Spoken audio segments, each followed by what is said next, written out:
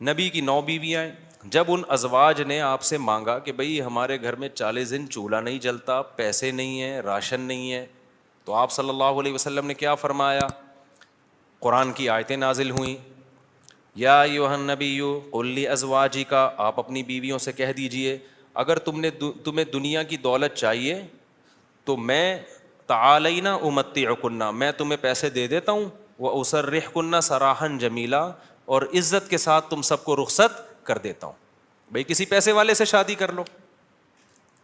کیوں اللہ نے ہمارے نبی کے لیے غربت کو سلیکٹ کیا تھا؟ حالانکہ آپ مالدار بننا چاہتے بن سکتے تھے, لیکن نبی آخری نبی ہے نا, تو اس میں کیا حکمتیں ہیں وہ میں بھی نہیں چھیڑوں گا. ہمارے نبی کی جو غربت تھی وہ اختیاری تھی. اختیاری کا مطلب آپ نے خود اپنے آپ کو مسکین رکھا ہوا تھا. یہ نہیں کہ آپ کے پاس پیسہ نہیں تھا, پیسہ آتا تھا سارا صدقہ کر دیتے تھے. صبح آیا شام تک نہیں بچا, شام کو آیا صبح تک نہیں بچا. لیکن مجھے اور آپ کو اس طرح کرنے کی شریعت میں اجازت نہیں ہے کہ آج سے پتہ چلے آپ نے سارے بینک خالی کیے, سارا سونا وونا گھر کے پلاٹ کی فائلیں والے بیچ باچ کے تمبو لگا کے روڈ پہ آ کے بیٹھ گئے اور بیگم سے کہہ رہے ہو رہنا ہے اسی طرح رہو تمبو میں ورنہ نکلو. یہ آپ کو اجازت نہیں ہے. کیوں نہیں ہے؟ یہ ٹاپک نہیں ہے میرا, کیونکہ میں نے اگر اس ٹاپک پہ چلا گیا تو یہ جو ٹاپک آج لے کے چل رہے ہیں وہ چینج ہو جائے گا. بس ابھی فی الحال یقین کر لیں کہ مولوی صاحب اگر کہہ رہے ہیں تو علم کی بنیاد پہ کہہ رہے ہوں گے. تو یہ نبی کے لیے اللہ نے اس طرز زندگی کو سلیکٹ کیا ہے, میرے اور آپ کے لیے یہ نہیں ہے. ہمارے اور آپ کے لیے کہ تمیز سے اچھے بچوں کی طرح کماؤ, کچھ جمع بھی کرو, خرچ بھی کرو, گھر والوں پہ ہاتھ بھی کھلا رکھو, اچھے بچوں کی طرح اس طرح سے زندگی گزارو, فنٹر بننے کی کوشش فرض واجب نماز روزہ یہ پورے کرو بس.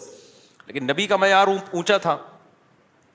تو نبی صلی اللہ علیہ وسلم نے فرمایا تعالینا امتعکن واسرحکن سراحا جمیلا, میں تمہیں رخصت کر دیتا ہوں, کسی مالداروں سے شادی کر لو. اس زمانے میں طلاق یافتہ بیوہ کی شادی ہونا کوئی مسئلہ نہیں تھا, ایک سے ایک رشتہ مل جاتا تھا. یہ تو ہمارے زمانے میں نحوست ہے کہ نہیں ہوتی شادیاں.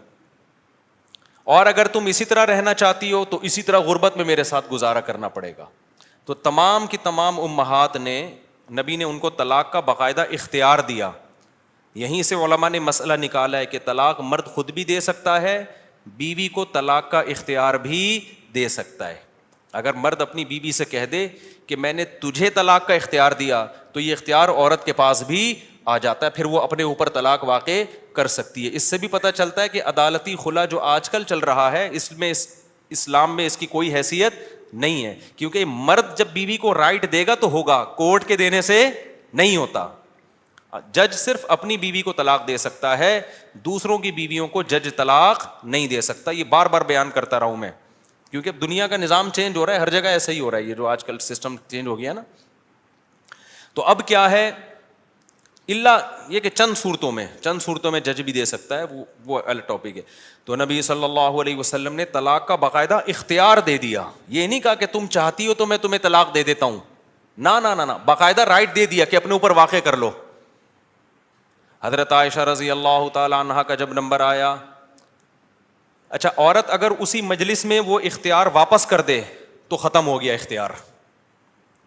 مرد نے جس مجلس میں اختیار دیا نا اس مجلس کے ساتھ رہتا ہے, ہمیشہ کے لیے دے دیا تو ہمیشہ کے لیے, مجلس کے ساتھ دے دیا تو جب تک اس مجلس میں ہے طلاق واقع کر سکتی ہے, جب مجلس ختم ہو گئی تو طلاق کا آپشن بھی ختم. تو نبی نے حضرت عائشہ کو سے بھی فرمایا کہ تمہیں بھی میں اختیار دیتا ہوں, لیکن آپ نے فرمایا جلد بازی نہ کرنا. کیا مطلب؟ جلدی میں یہ نہیں کہہ دینا کہ بھئی مجھے نبی قبول ہیں, ایسا نہ ہو. کم عمر تھی نا حضرت عائشہ, ایسا نہ ہو جلد بازی میں فیصلہ کرو پھر دوبارہ کل فاقے پڑیں, پھر بولو بھائی کہ یہ میں نے فیصلہ کیا تھا, غلط کر دیا تھا. اس لیے آپ نے فرمایا اپنے گھر میں پہلے مشورہ کر لو. حضرت عائشہ سے فرمایا اپنے گھر میں جا کے مشورہ کر لو, مشورے کے بعد سوچ سمجھ کے ایک رائے قائم کرو کہ اسی فقر و فاقہ میں 40 دن چولہا نہیں جلے گا, اسی میں گزارا کرنا ہے یا مجھ سے طلاق لے کے کہیں اور شادی کرنی ہے. جلدی میں فیصلہ نہ کرو. حضرت عائشہ کو اتنا غصہ آیا نا نبی کے اس بات پر, فرمایا افیکا اشاور, آپ کے بارے میں مشورہ کروں گی میں, یعنی پیغمبر کے بارے میں اپنے ابا اماں سے جا کے مشورہ کروں گی کہ رہنا کہ نہیں رہنا, مطلب کوئی مشورہ نہیں کرنا, رہنا ہے. یہ جو غیر مسلم طنز کرتے ہیں نا کہ پیغمبر نے شادی کی اتنی کم عمر میں، اتنی بڑی عمر میں ایک نو عمر لڑکی سے، تو اس نو عمر لڑکی کو طلاق کا اختیار دیا جا رہا ہے، اور وہ کہہ رہی ہے کہ آپ کے بارے میں نے کسی سے مشورہ نہیں کرنا. یہ سوال ہی غلط ہے. افیک اشاور، یہ کیسے ہو سکتا ہے؟ آپ جیسا شوہر مجھے کہاں ملے گا؟ کوئی مشورہ نہیں، آپ کے ساتھ ہی رہنا ہے. تو یہ غیر مسلم جو اعتراض کرتے ہیں نا نبی پر، یہ مدعی سست اور گواہ چست. جس کے حق کی بات کر رہے ہیں حضرت عائشہ کی کہ معاذ اللہ ان کے ساتھ ظلم ہو گیا کہ کم عمر میں اتنی بڑی عمر سے شادی کرا دی ان کی. اس کم عمر کو تو یہ احساس نہیں ہو رہا، ان کو تو یہ ہو رہا ہے کہ اس سے اچھا رشتہ میرے لیے اس کائنات میں کوئی نہیں ہے. ہندو اور عیسائی کو اعتراض ہو رہا ہے کہ بچی پہ کیا ہو گیا؟ ظلم ہو گیا. اس کو کہتے ہیں مدعی سست اور گواہ بولو چست. جیسے کہ آپ لوگ بالکل بھی چست لگ نہیں رہے ہو مجھے اس وقت تراویح کی وجہ سے. تو یہ خود ہمارے پیغمبر کی ایک بہترین سیرت ہے کہ اتنی عمر میں ہو کے ایک کم عمر سے، نو عمر سے نکاح کیا، اور کھلانے پلانے کو بھی کچھ نہیں ہے، اور 8 سوکنے بھی ہیں، پھر بھی وہ کہہ رہی ہیں کہ آپ کے بارے میں مشورہ بھی نہیں کرنا میں نے. حالانکہ اب تو زندگی گزار چکی تھی نبی کے ساتھ. اگر وہ شروع میں فیصلہ معاذ اللہ غلط ہو گیا تھا شادی کا، تو اب تو ٹائم گزر چکا تھا نا. اب تو آپ کے پاس آپشن تھا بھائی میں نہیں رہتی. وہ کہہ رہی ہیں آپ کے بارے میں نے مشورہ بھی نہیں کرنا، اور یہ ناممکن ہے. یہ کیسی بات آپ کر رہے ہیں؟ میں آپ کے بارے میں کیسے مشورہ کر سکتی ہوں؟ خدا کی قسم کسی غیر مسلم میں غیرت ہوگی نا، غیرت، بھٹ دھرم اور ضدی نہ ہو.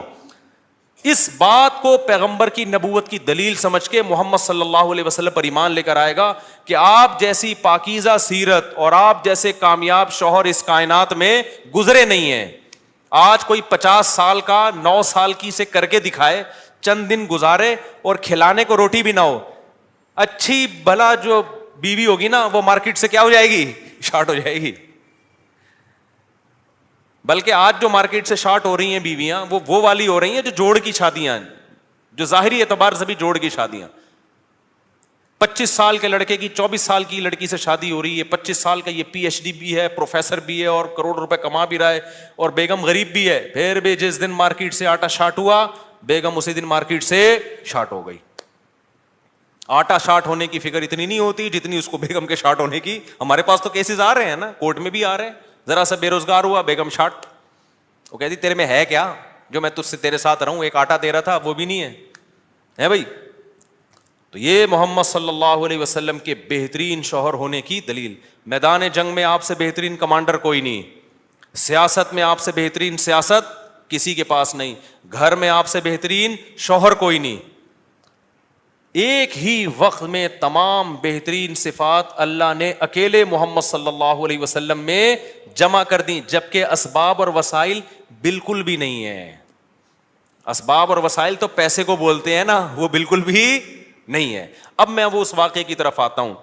اب مجھے بتاؤ، ہاں تو میں آپ سے یہ کہہ رہا تھا کہ بیگم صاحبہ کو خوب اچھا کھلائیں، جو خود پہنے اس کو پہنائیں، جو خود کھائیں اس کو کھلائیں. لیکن قدرت کی طرف سے اگر غربت آ گئی ہے بھائی تو پھر ٹینشن لینے کا نہیں ہے. پھر بیگم اگر کہتی ہے نہیں رہنا، کوئی بات نہیں بیگم، میں تو یہی کچھ کھلا پلا سکتا ہوں، رہنا ہے رہو، نہیں تو پتلی گلی سے نکلو، ہم کسی اور سے شادی کر لیں گے. ایک دم سے نہ نکال دو، پہلے مجھ سے مشورہ لے لینا. بعض دفعہ خواتین غصے میں بھی کہہ رہی ہوتی ہیں مجھے چھوڑ دو، ایک دم وہ غصے میں کہہ رہی ہوتی ہیں، 4 دن کے بعد ان کا موڈ بدل جاتا ہے. خود سے کچھ نہ کرو، مشورہ لے لیا کرو. میرا تو مقصد صرف یہ بتانے کا ہے کہ ٹینشن لینے کا نہیں ہے. ایک تو بے روزگاری کی ٹینشن، اوپر سے ایک اور ٹینشن اپنے اوپر مسلط کرو تو پاگل ہو جاؤ گے. ٹینشن